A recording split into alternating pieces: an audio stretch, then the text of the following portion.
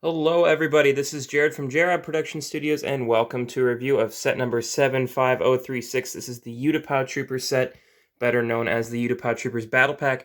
Now this set released back in 2014 for $12.99, but it's going to fetch a little bit more on the market today. In fact, quite a bit more. This normally goes for about $70 or $80 on the aftermarket, what you'd find on about eBay or Bricklink. So quite a desirable set, and it really does represent the era of army building and battle packs quite well. So it is a rather popular set. Now let's go ahead and take a look at why some people might want this set or what it was so popular for, and that really is the minifigures. Now, these four minifigures right here are really what gave the set the popularity that it had, and I think it's very well deserved. These were some pretty innovative figures for the time, especially just a few years prior. We were still going with the cutout visors, so getting a new helmet mold for those Airborne Troopers and then new printing on the 212th Troopers is pretty excellent, and it's also worth mentioning that this was the first wave where we had that new Episode 3 visor as well. Now, the one drawback, obviously, is that these all have stud shooters, which is not very exciting, but I will give it the credit that it is the favorite color of stud that we ever had on stud shooters for me personally. Still would have rather had seen them get actual blasters, but can't really complain when you get so many great figures and so many great sets this era. So let's go ahead and take a look at the figures individually. Now here is the plain vanilla 212th Trooper. Now this one was of course new for its time, and we technically did not have any of these before because the cutout yellow clone trooper was actually a 327th, so this really was new for the time. We never really had any remakes after this, and we never had any prior to this. Now, cognizant of the era, it is understandable why they went with the angry clone face. I know this had been out for a couple years at this point in time, but it was still fairly new, so not a whole lot of people were too upset about that, and that, of course, came on all the figures in the set. Now, the figure itself does have a little bit of back printing, which is, of course, better than the clone troopers we received this year that have essentially no back printing. And, of course, we already mentioned that it is the newer style helmet that had been released that year. That was the first time we had just a plain Episode 3 style helmet other than the cutout. And as you can see, it is just a little bit different from the newer 2020, which kind of mixes the Clone Wars and the Episode 3 version a bit. Now here's the 7th Sky Corps, also known as the Airborne Trooper, and this figure is excellent. Now, I really like how they used one orange arm and one white arm.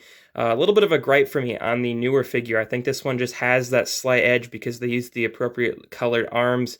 And as you can see, it does have the cloth piece and also excellent detailing on the front and back. And they really put a lot into this figure for being in a battle pack. Now, these figures go for right around $10 a piece for both the actual 212th and the Airborne, and I think that's just ludicrous. Back when I bought a lot of my figures, I got them for like $4 or $5 a piece. So $10 a piece for these, kind of ridiculous, but if you really want them, I guess you'll pay that for them. Now here's a look at the actual build itself, and this is an interesting idea. I don't think there had ever been a time in LEGO Star Wars that they decided to go with a vehicle with the opposite faction of the figures you're actually getting.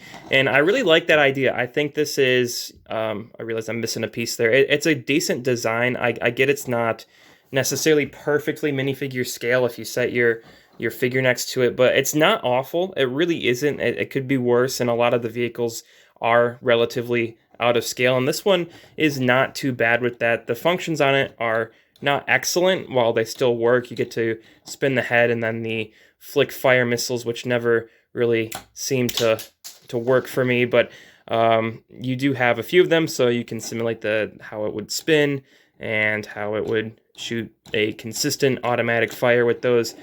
So something nice for the Clone Troopers to go against with this set. Now, this really was an excellent idea, and I think this is something LEGO really should have drawn from, and they really didn't end up doing it. But the principle is that you would get a vehicle from one faction, such as, take for example the homing spider droid there, or the mini spider droid, should I say, and then you get 4 figures from the opposite faction. So if this is the style they made battle packs, I think that would have been rather successful. I guess it goes better with the clone troopers than the other way around with droids with a unmanned clone vehicle, but just the idea of getting something here, some sort of conflict and vehicles that just make more sense. I mean, these are much more relatively to scale than, say, the Kashyyyk Trooper battle pack from the time, which just that speeder was just way out of whack, and even the new 501st battle pack, just vehicles not in scale. So something I wish I would have seen Lego done with the last several battle packs, but that's not to say they won't ever do it, assuming they make battle packs. But that is the one thing I really give this set credit for, and something I wish they could have continued doing throughout the last several years. All right, and I think that's about everything you get in this set. I think everything has been accounted for. And let me know if this is your favorite battle pack of all time. This really was my favorite battle pack until they released the new 501st set.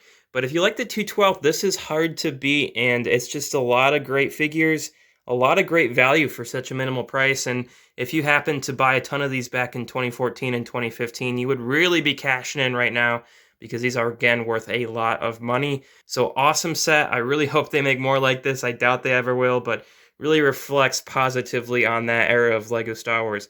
Go ahead and let me know what you think of this, and if you have any and how many, in the comment section down below.